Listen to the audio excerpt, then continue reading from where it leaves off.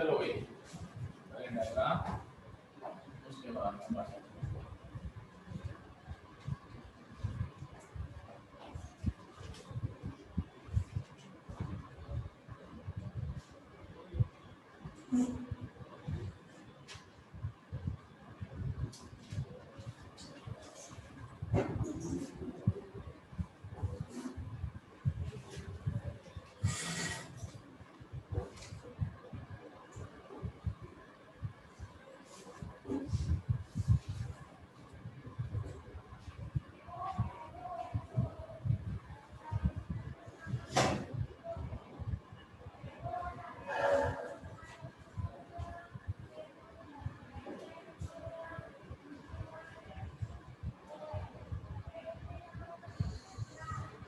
हाँ जी देखो विभवमापी के तुम्हारे सिलेबस में 5-6 प्रयोग है ना, ठीक है। तो वो बस अब प्रयोग ही है, विभवमापी ये बताया टॉपिक, इसी के 4-5 एप्लीकेशंस हैं या अनुप्रयोग हैं, वही अपन पढ़ते हैं। सबसे पहला जो प्रयोग है इसका, विभवमापी की सहायता से प्राथमिक सेल का आंतरिक प्रतिरोध ज्ञात करना है, ठीक है। सबसे पहले आते हैं प्राथमिक सेल के बारे में, मैंने बताया था तुम लोगों को, जो यूज एंड थ्रो होता है, ये नॉन रिचार्जेबल होता है, उसको क्या कहते हैं अपने प्राथमिक सेल कहते हैं। अब सवाल उठता है कि भाई प्राथमिक सेल का आंतरिक प्रतिरोध ज्ञात कर सकते हैं क्या, या द्वितीयक सेल का आंतरिक प्रतिरोध ज्ञात नहीं कर सकते। विभवमापी की सहायता से द्वितीयक सेल का आंतरिक प्रतिरोध ज्ञात करना संभव नहीं है, कारण जो बैटरियां होती है ना, उनका आंतरिक प्रतिरोध बहुत कम होता है, लगभग कितना होता है 0.1 ओम के बराबर होता है। अब 0.1 ओम जो होता है वो मान बहुत कम है कि नहीं है अपने पास, इतने कम मान का मापन करना विभवमापी की सहायता से संभव नहीं है। और जो प्राथमिक सेल होते हैं उनमें भी ज्यादातर जो है लेग्रांजी सेल यूज में लेते हैं अपन। लेग्रांजी सेल का आंतरिक प्रतिरोध 5 ओम से 15 ओम तक होता है, तो आसानी से इसका मापन किया जा सकता है। आगे बात समझ में अपने पास। अब एक चीज मैं पहले बता देता हूँ, ये सेल है, ऐसे लिखते हो सेल को, ठीक है। सेल में 2 प्रकार के परिपथ माने जाते हैं, एक खुला परिपथ और एक बंद परिपथ। खुले परिपथ का मतलब क्या होता है, जब सेल यूज में नहीं आ रहा हो, यूं समझ लो अपने पास कुंजी में डॉट नहीं है, इसका मतलब क्या हो गया कि जब सेल काम में नहीं आ रहा है तो खुला परिपथ, और सेल काम में आ रहा है तो कौन सा परिपथ होता है, बंद परिपथ होता है अपने पास। अब आप लोगों ने देखो, जैसे अपने कार बसर ये खड़ी हुई है, इस समय इनकी बैटरियां यूज में आ रही है या नहीं आ रही है, नहीं आ रही है। तो बैटरी खुले परिपथ में है या बंद परिपथ में है, खुले परिपथ। कौन से परिपथ में है, इस समय एक वोल्टमीटर ले जाए और बैटरी से यूं जोड़ दें तारों से, और मान लो कि अपन रीडिंग लें, मान लो कि वोल्टमीटर ने कितने रीडिंग बता दिया, 12 वोल्ट। इसको बोलते हैं विद्युत वाहक बल। क्या कहते हैं इसको, विद्युत वाहक बल। वैसे 5वें पार्ट में है, पर तुम लोग कहते हो भाई याद नहीं है, थोड़ा सा आगे एक बार परिचय करा देता हूँ। सेल में 2 चीजें होती है भाई, एक तो विद्युत वाहक बल और दूसरा क्या होता है टर्मिनल वोल्टता। विद्युत वाहक बल को V से लिखते हैं, टर्मिनल वोल्टता को किससे लिखते हैं अपन, V से लिखते हैं। विद्युत वाहक बल कब होता है, खुले परिपथ में। टर्मिनल वोल्टता कब होती है, बंद परिपथ में। तो विद्युत वाहक बल की क्या परिभाषा हो जाएगी, खुले परिपथ में सेल के दोनों टर्मिनलों के मध्य उत्पन्न विभवांतर क्या कहलाता है, विद्युत वाहक बल कहलाता है। आगे समझ में। बंद परिपथ का मतलब क्या होगा, जब सेल को काम में लिया जाएगा। कैसे, जैसे मान लो कि ये प्रतिरोध जोड़ रखा है, यहाँ पर पहले तो कुंजी खुली हुई थी, कुंजी खुली हुई तो कौन से परिपथ में था, सेल खुले परिपथ में। जैसे ही डॉट लगाओगे सेल से धारा काम में आएगी कि नहीं आएगी, बताओ। अब सेल कौन से परिपथ में माना जाएगा, बंद परिपथ में। इस समय वोल्टमीटर की रीडिंग जो है ना 12 नहीं आएगी, 12 से कम हो जाएगी अपने पास। जैसे मान लो 11 वोल्ट आ गई, ये टर्मिनल वोल्ट है और वो क्या है, विद्युत वाहक बल। तो आ गया समझ में अपने पास। खुले परिपथ में सेल के दोनों सिरों के मध्य उत्पन्न विभवांतर, वो तो क्या कहलाता है, विद्युत वाहक बल। और बंद परिपथ में उत्पन्न विभवांतर क्या कहलाता है, टर्मिनल वोल्टता। ये चीजें क्लियर हो गई कि नहीं हो गई, कोई दिक्कत नहीं है, क्योंकि इस टॉपिक में काम में आएगा इसलिए बता रहा हूं मैं। चलो जी,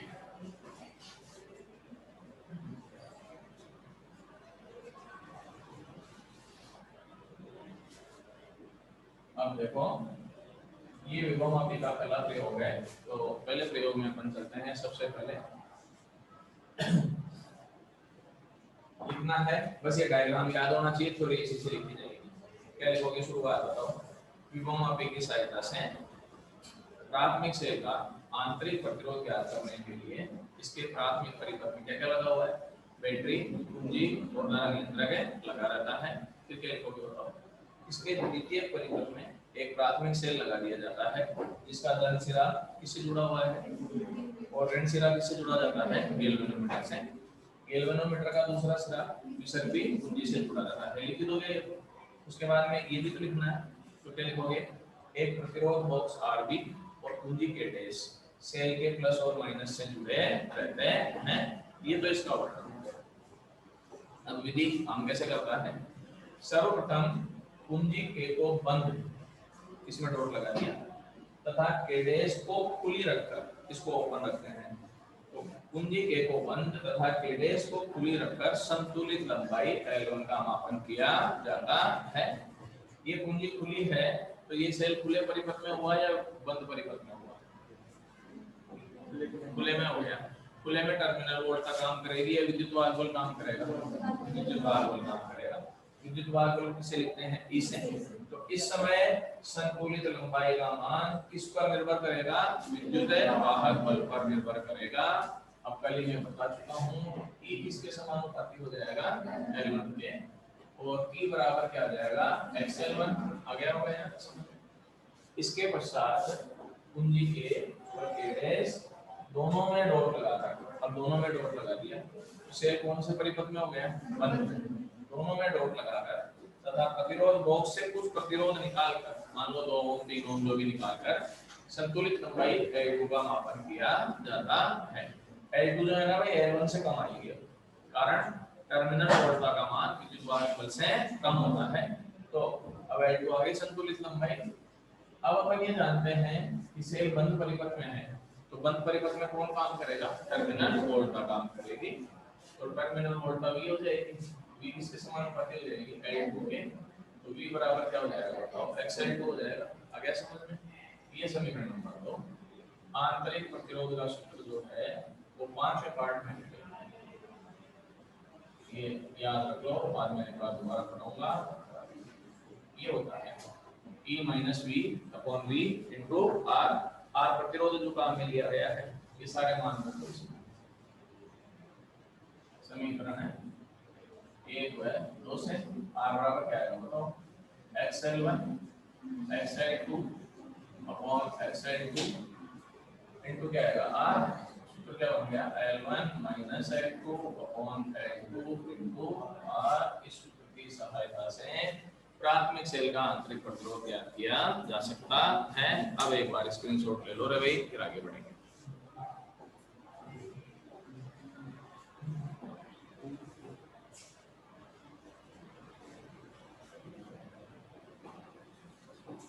अरे नोट्स तो बना तो रखे हैं ना तुम सब लोगों ने, कॉपी में लिख रखे हैं, नहीं लिख रखे हैं, नहीं लिख रखे हैं, किस किस ने नहीं लिख रखे हैं, ईमानदारी से पढ़ा कर, तो झूठ बोलने की कोई दिक्कत नहीं, लिख लो बेटा। अगर तुम नहीं लिखोगे ना, समझ में कुछ ही नहीं आएगा। तो ये मान लो फिर तो रामायण है, कथा में बैठते हैं ना तो आधे सो के चले जाते हैं। वैसे नोट्स बनाओ, है ना। अगर नोट्स नहीं बनाओगे पीछे रह जाओगे, समझ में कुछ ही नहीं आएगा। आज से चालू कर दो, ठीक है ना।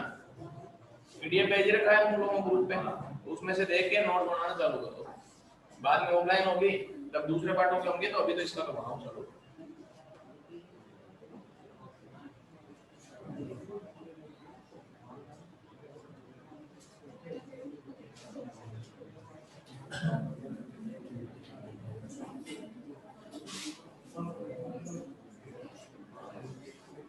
बोलने के लिए पड़ेगा कुछ बनाओ।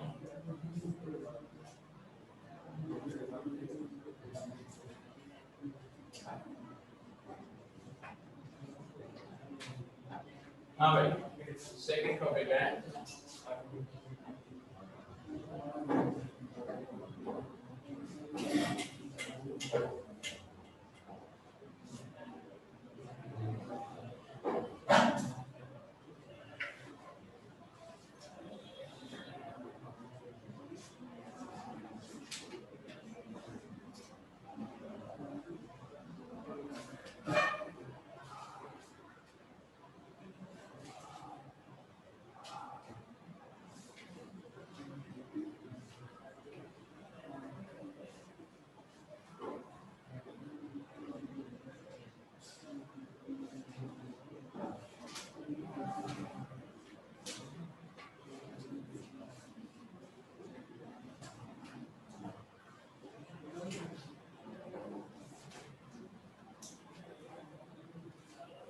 हाँ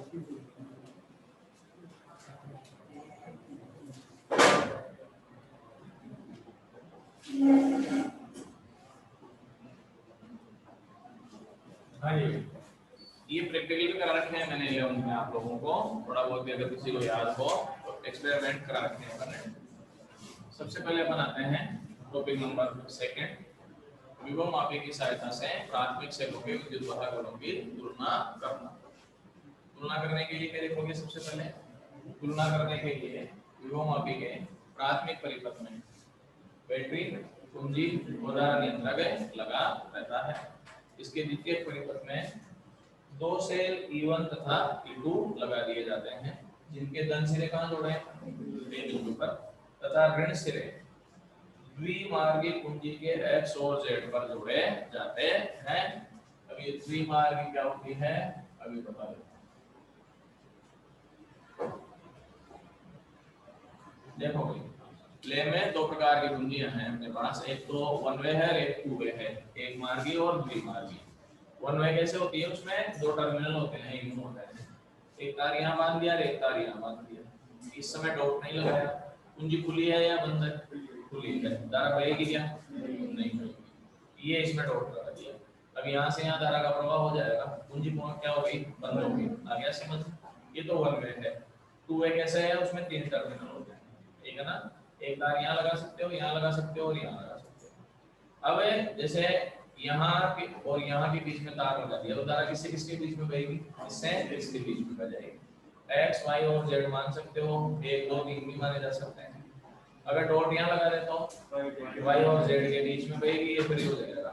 अगर टू वे का मतलब अपने पास समझ में द्विमार्गी, द्विमार्गी का मतलब जिसमें 2 मार्ग हों।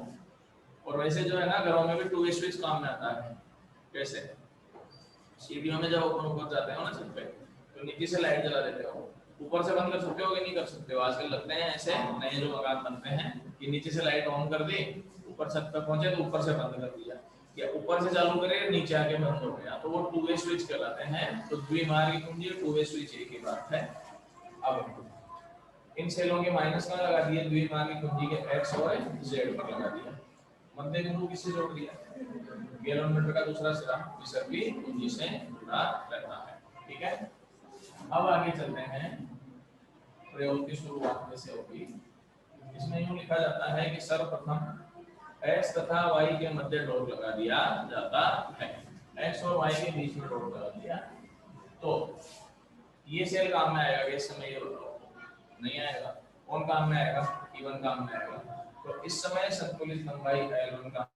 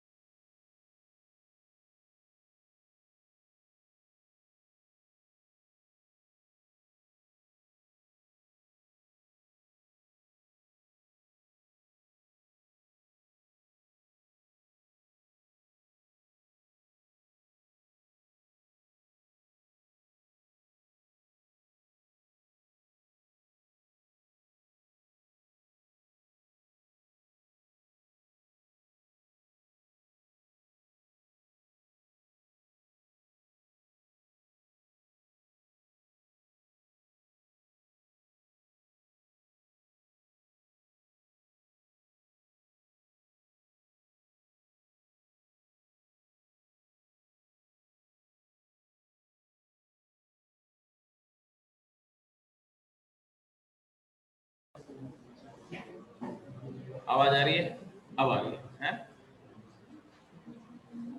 वो तो स्क्रीनशॉट लिया था उसका भेजा था उन्होंने मैसेज किया। पूछेगा आवाज आ रही, ये लिख दिया 900। अब पूछेगा। अरे अब क्लियर है क्या रे ऑडियो? छोरो आवाज आ रही है? कुलदीप आ रही है। चलो। ये हिल गया था आपसे। हाँ जी भाई, तो E समानुपाती क्या हो गया? L1 हो गया। और E बराबर क्या हो जाएगा? E1 बराबर क्या हो जाएगा बताओ? XL1 हो जाएगा समीकरण नंबर 1। अब क्या करेंगे बताओ? यहाँ से डॉट हटा देंगे, डॉट कहाँ लगा देंगे? Y और Z के बीच में डॉट लगा दी जाती है, ठीक है ना? इस समय क्या आ जाएगा बताओ? E2 समानुपाती L2 और E2 बराबर क्या हो जाएगा? XL2 हो जाएगा। ये समीकरण नंबर कितना हो गया? 2, ठीक है? समीकरण है एक में 2 का भाग देने पर बोलो क्या आएगा? P1 बटे P2 बराबर XL1 अपॉन XL2 कैंसिल हो गया। P1 बटे P2 बराबर L1 बटे, सूत्र की सहायता से दो सेलों के विद्युत वाहकों की तुलना की जा सकती है, या फिर इन दो में से एक का मान ज्ञात हो तो दूसरे का मान भी आसानी से ज्ञात किया जा सकता है। तो एक ज्ञात रहेगा, ज्ञात सेल हो तो ज्ञात सेल का अपने पास मान भी ज्ञात किया जा सकता है। चलो स्क्रीनशॉट ले लो रे छोरो, फिर आगे बढ़ेंगे।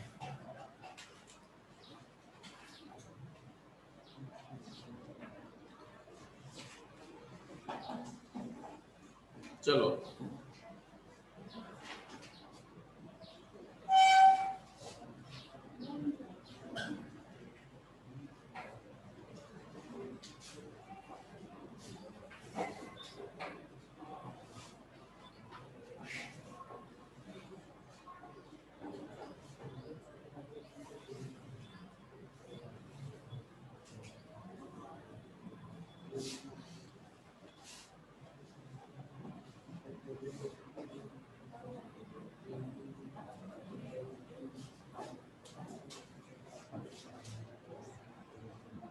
हाँ भाई, नेक्स्ट टॉपिक है विभव मापी की सहायता से अल्प प्रतिरोध का मापन करना, ठीक है?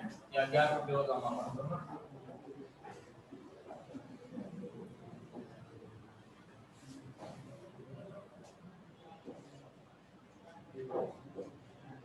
ये परिपत्र सेम होगा।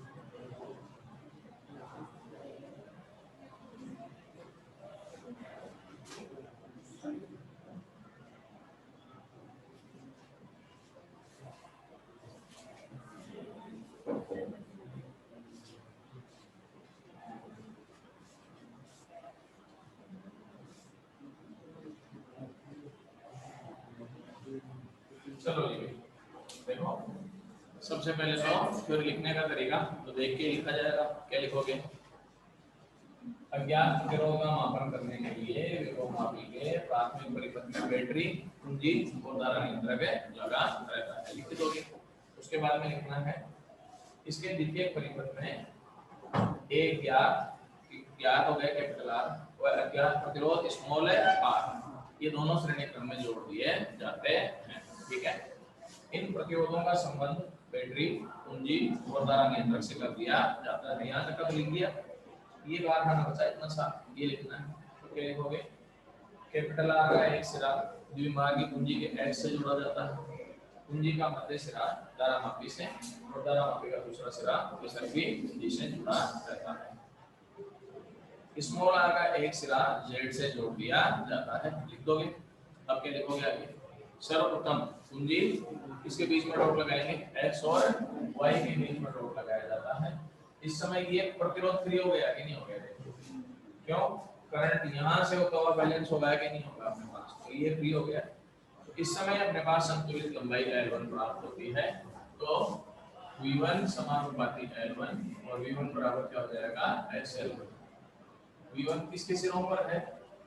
R के सिरों पर उत्पन्न विभवांतर है।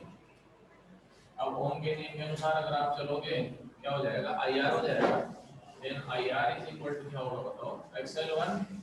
ये हो गया XL1 समीकरण नंबर 1। अब इसके पश्चात क्या करेंगे बताओ? x और y से डॉट हटाकर y और z के बीच में डॉट लगा दिया जाता है। इस समय अपने पास विभवांतर V2 समानुपाती L2। V2 बराबर क्या हो जाएगा XL2। V2 किसके सिरों पर उत्पन्न विभवांतर है? Small r। और सोच लो कैपिटल R और स्मॉल r दोनों के सिरों पर दोनों श्रेणी क्रम में जुड़ चुके हैं। करंट देखो यूं जाएगा कि नहीं जाएगा? यूं जाएगा। दोनों कौन से क्रम में आ चुके हैं? श्रेणी क्रम में। तो स्मॉल r और कैपिटल R इस समय श्रेणी क्रम में जुड़ जाते हैं। तो V2 किसके सिरों पर होगा? R व कैपिटल R के लिए। ओम के नियम के अनुसार अगर आप चलते हो V2 बराबर क्या आएगा बताओ? I R plus R। तो I R प्लस R बराबर XL2 समीकरण नंबर 3। चलो भाई आगे अपन चलें इसमें भाग देते हैं। तो क्या रहेगा? I R plus R IR into XL2 upon XL1 cancel हो गया। 1 plus R upon capital R L2 upon L1। R upon capital R बराबर क्या हो गया? L2 अपॉन L1 माइनस 1 हो गया अपने पास। फाइनल आंसर क्या आया? R बराबर L2 minus L1 upon L1 into इस सूत्र की सहायता से अज्ञात प्रतिरोध का मापन आसानी से किया जा सकता है। अब एक कंफ्यूजन बता देता हूं मैं तुम लोगों को। आंतरिक प्रतिरोध को भी स्मॉल r से लिखते हो और अल्प प्रतिरोध को भी किससे लिखा है? स्मॉल r से। सूत्र दोनों के उल्टे आए। आंतरिक प्रतिरोध में सूत्र क्या आया था? L1 minus L2 upon L2 into R आया था। इसमें क्या आया? L2 minus L1 upon L1 into R। इसीलिए अगर आप लोगों ने उल्टे सीधे सूत्र लगा दिए तो गलत हो जाएगा। इसलिए मैं बता देता हूँ अगर आंतरिक प्रतिरोध का न्यूमेरिकल दिया जाए तो यूं तो याद ही रखना है कि L1 minus L2 upon L2 into R हो जाएगा। अगर आप गलती से आंतरिक प्रतिरोध वाले में ये लगा भी देते हो तो भी उत्तर से पता लग जाएगा कि मैं गलत लगा दिया। कैसे?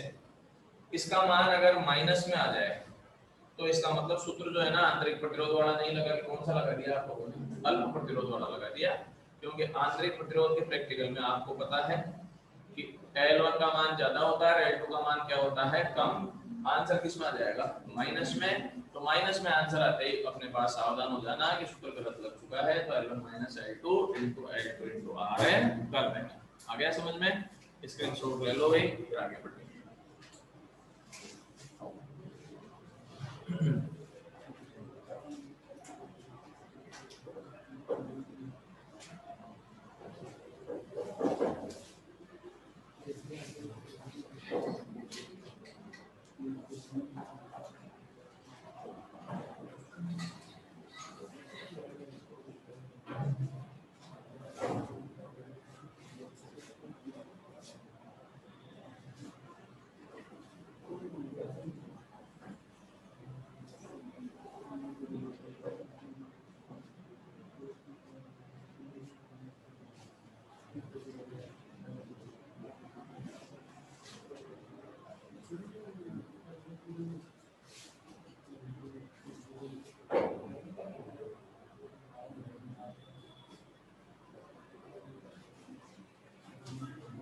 नेक्स्ट टॉपिक चलते हैं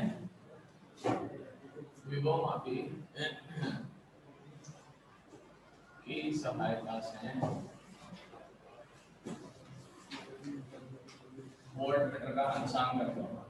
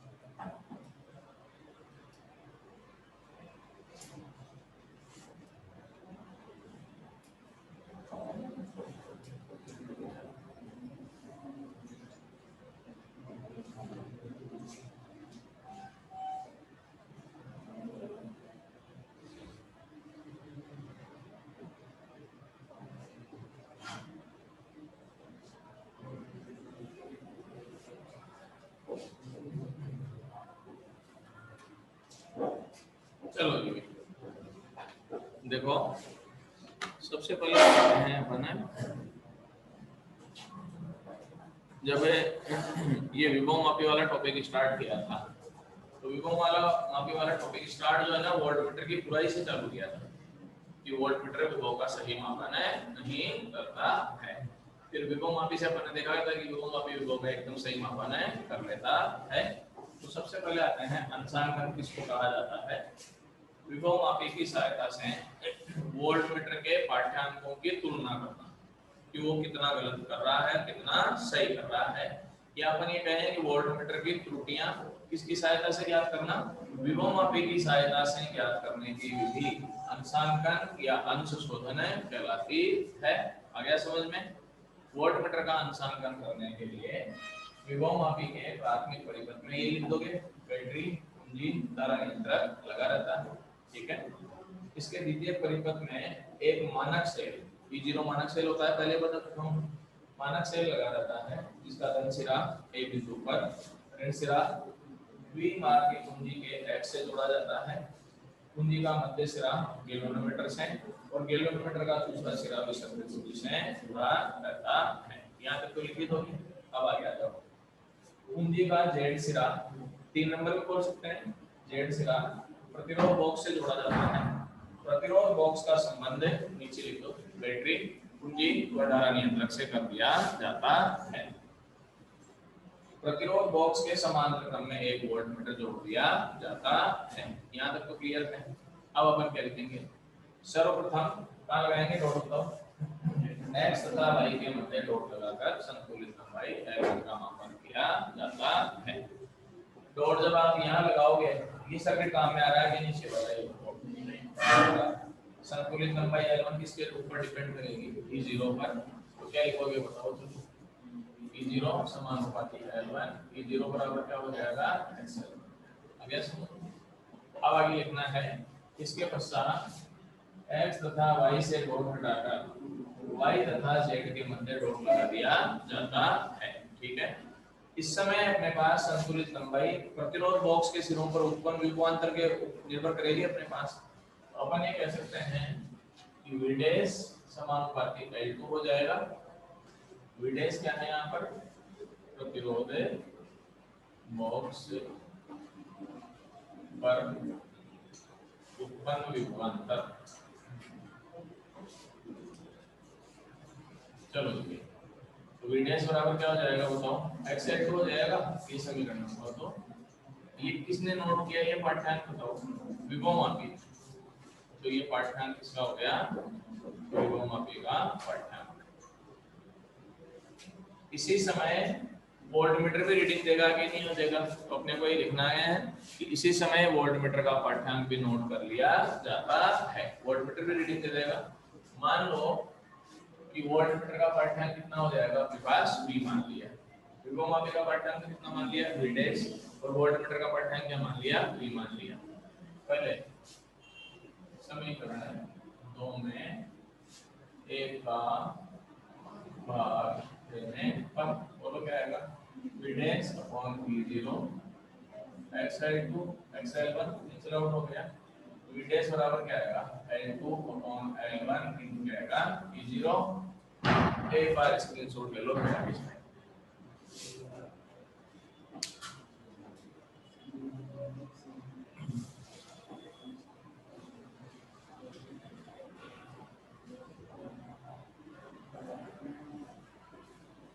चलो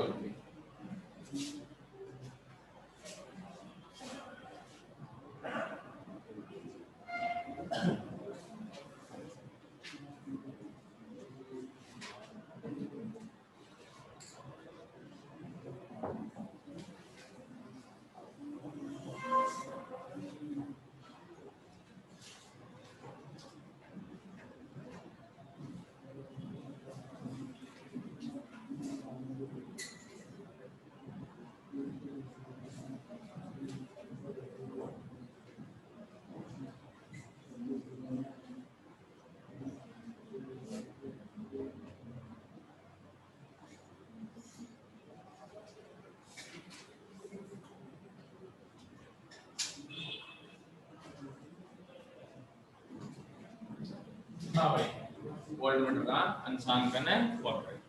अंशांकन वक्र किसको कहते हैं? वोल्टमीटर के पाठ्यांक तथा वोल्टमीटर और विभवमापी के पाठ्यांकों के अंतर के मध्य खींचा गया ग्राफ क्या कहलाता है? अंशांकन वक्र कहलाता है। यही अपन कहें कि वोल्टमीटर के पाठ्यांक और वोल्टमीटर की त्रुटियों के मध्य खींचा गया ग्राफ क्या कहलाता है? अंशांकन वक्र कहलाता है। एक्स अक्ष पर तो किसने ले ली? किसको ले लिया अपन ने? वोल्टमीटर के पाठ्यांक को। वाई अक्ष पर क्या ले लिया अपन ने? त्रुटियां ले ली। त्रुटियां प्लस में भी हो सकती है और माइनस में भी हो सकती है। तो ग्राफ जो है अपने पास पूरा ऊपर भी आ सकता है, पूरा नीचे भी आ सकता है, या ऊपर और नीचे भी आ सकता है। ठीक है, अब एक न्यूमेरिकल लिख देता हूं मैं तुमको।